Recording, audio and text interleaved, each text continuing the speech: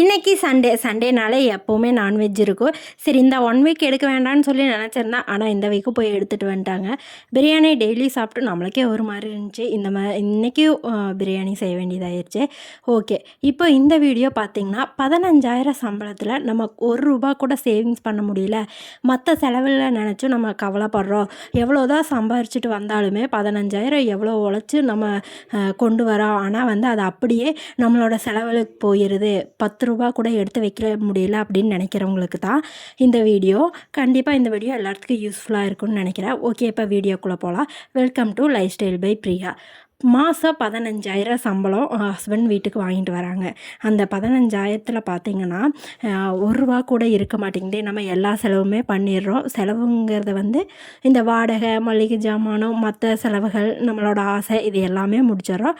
ஆனால் சேவிங்ஸ் பண்ண முடியல. இப்படியே லைஃப் போயிட்டுருக்குன்னு நினச்சா நம்ம ஒரு பர்சன்டேஜ் கணக்கு வச்சு நம்ம அமௌண்ட் செலவு பண்ணும்போது நம்மளுக்கு சேவிங்ஸும் இருக்கும், செலவுக்கான ஆசைக்கான அமௌண்ட்டும் நம்ம கையில் இருக்கும். 15,000 உங்கள் கையில் மாதம் கொடுக்குறாங்களா சம்பளம் வாங்கி, அப்போ 100% இப்படி எடுத்துக்கோங்க. 100%ல் 70%, 20%, 10%.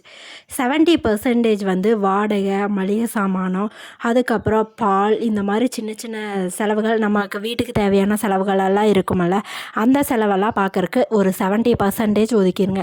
இதுலேயே 70% போயிடுச்சு அப்படின்னு, அதாவது ஒரு பாதி பணம் 15,000ல் 10,000 போயிடுச்சு அப்படின்னு எல்லாத்துக்கும் ஒரு கவலை இருக்குது. ஏன்னா இவ்வளோ பாடுபட்டு நம்ம சம்பாதிச்சுட்டு எவ்வளோ கஷ்டப்படுறோம் இந்த 15,000க்கு வேண்டி. இதில் பாதி முக்கால்வாசி 10,000 மற்ற செலவுகளுக்கே போயிடுச்சுன்னா நம்ம இதில் எங்கே சேவிங்ஸ் எடுத்து வைக்கிறது?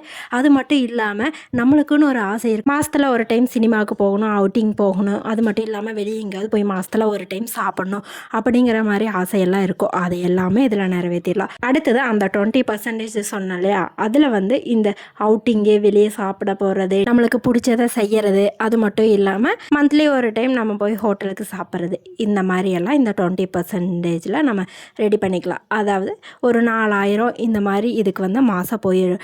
ஏன்னா மனுஷனாக பிறக்கிறதே வாழ்க்கையை நல்லபடியாக நம்மளுக்கு பிடிச்ச மாதிரி வாழ்றதுக்கு வேண்டிதான். அதுலேயும் பிடிச்ச மாதிரி வாழணும் அப்படின்னு நினச்சிட்டு எல்லா பணத்தையும் நம்ம செலவு பண்ணிடவும் கூடாது. நம்ம சேவிங்ஸ்க்குன்னு ஒரு அமௌண்ட் ஒதுக்கணும் எப்போவுமே.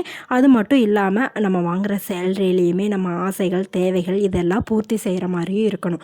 இந்த 20%ல் பார்த்திங்கன்னா 4,000 இந்த மாதிரி செலவுக்கு எல்லாமே போயிடும்.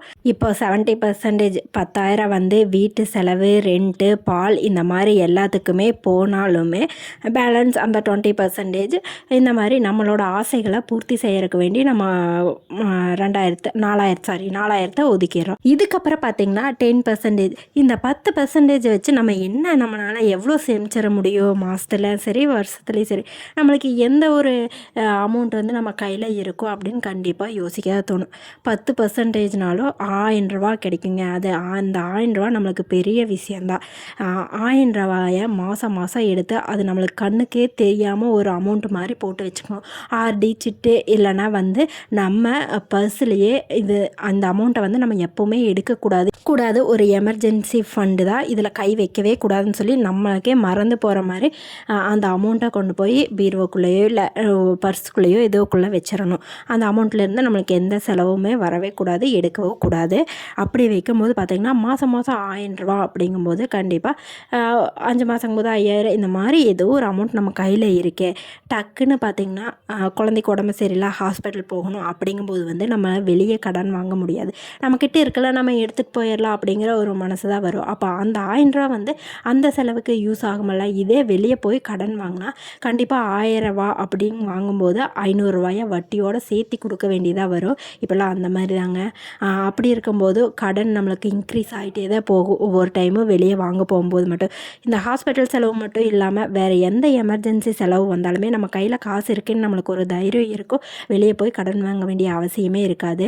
இந்த சிறு துளி தாங்க பெருவெள்ளமாக வரும். கண்டிப்பாக இந்த எமர்ஜென்சி 1000 ரூபா எடுத்து வைக்கிறது எப்பாவது நம்மளுக்கு யூஸ் ஆகுங்க.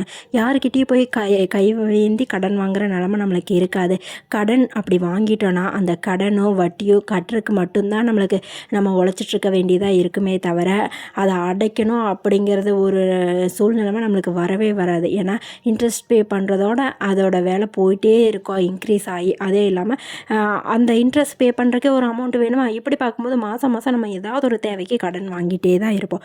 அதனால இந்த மாதிரி 100% இந்த மாதிரி 70, 20, 10 இப்படின்னு சொல்லி ஒவ்வொன்றுக்கு தனித்தனியாக பிரித்து சம்பளத்தை சேவ் பண்ணிட்டு வாங்க, செலவு பண்ணிட்டு வாங்க. கண்டிப்பாக நம்மளால் வாழ்க்கையில் முன்னேற முடியும். ஏதோ ஒரு அமௌண்ட் நம்ம கையில் சேவ் ஆகிட்டே இருக்கும்.